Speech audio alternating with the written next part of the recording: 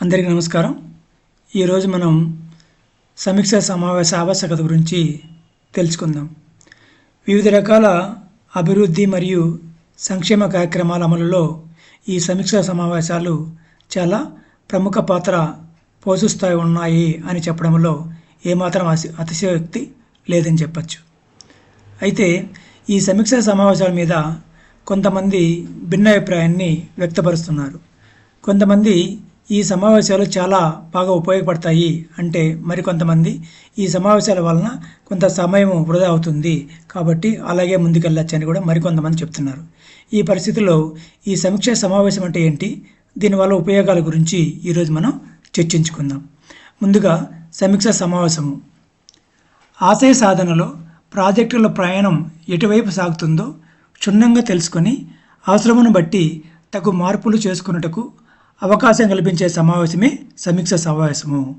ఇందులో ఒకవైపు సిబ్బంది శక్తి సామర్థ్యాలను విశ్లేషించి వాటిని నవీకరించుకొనుటకు, మరోవైపు కార్యక్రమాల పురోగతిని తెలుసుకొని ఎప్పటికప్పుడు ప్రణాళికలను పునఃసమీక్షించుకొని ముందుకు సాగుటకు చక్కటి సాధనాలుగా ఈ సమీక్ష సమావేశాలు ఉపయోగపడతాయి.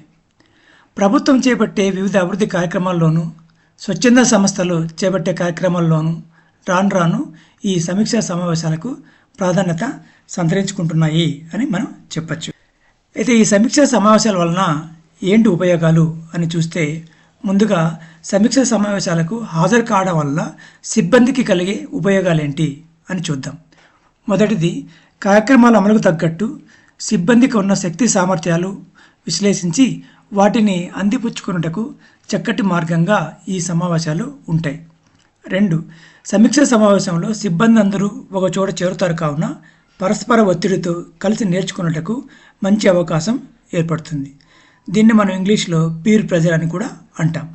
3, జవాబుదారీతనము పెంపొందించుకున్నటకు మరియు నిరంతరం తన పనితీరును మెరుగుపరుచుకున్నటకు సిబ్బందికి చక్కటి అవకాశం కలుగుతుంది.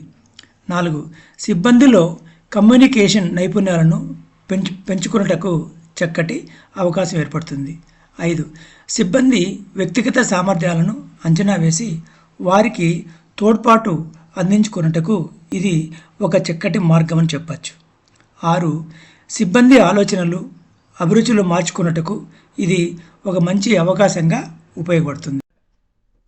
ఈ సమీక్షా సమావేశాల వలన ప్రాజెక్టుకి ఏంటి ఉపయోగాలు అని చూస్తే, అందులో 1, ముందుగా నిర్ణయించుకున్న ప్రణాళిక ప్రకారము ప్రాజెక్టు దశ మరియు దిశను తెలుసుకొనవచ్చును. 2, అవసరమును బట్టి కార్యక్రమాలను పునఃసమీక్షించి తగు మార్పులు చేర్పులు చేపట్టవచ్చును. 3, కార్యక్రమాల ప్రగతి తక్కువగా ఉంటే వాటికి గల కారణాలను అన్వేషించి తగు పరిష్కార మార్గాలను కనుగొనవచ్చును.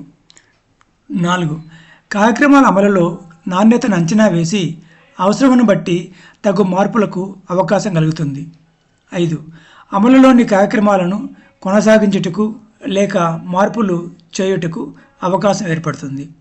6, ఎప్పటికప్పుడు యాజమాన్య సమాచారంను ఉన్నతాధికారులకు చేరవేయవచ్చును. 7, సమయానుకూల నివేదికలను సకాలంలో రూపొందించుటకు ఈ సమావేశాలు చాలా ఉపయోగపడతాయని చెప్పచ్చు. 8, నివేదికలు ఎప్పటికప్పుడు తయారు చేసుకోవడం వలన వాటిలో నాణ్యత పెరగడంతో పాటు సిబ్బందిలో కూడా మానసిక ఒత్తిడి తగ్గించుకోనవచ్చును. ఇవి నేను మీకు చెప్పదలుచుకున్న ప్రయోజనాలు. ఇవి కాకుండా ఇంకా మీరు ఏమైనా చెప్పదలుచుకుంటే దయచేసి మీరు జత చేయగలరు. ఓపికగా విన్నందుకు ధన్యవాదాలు.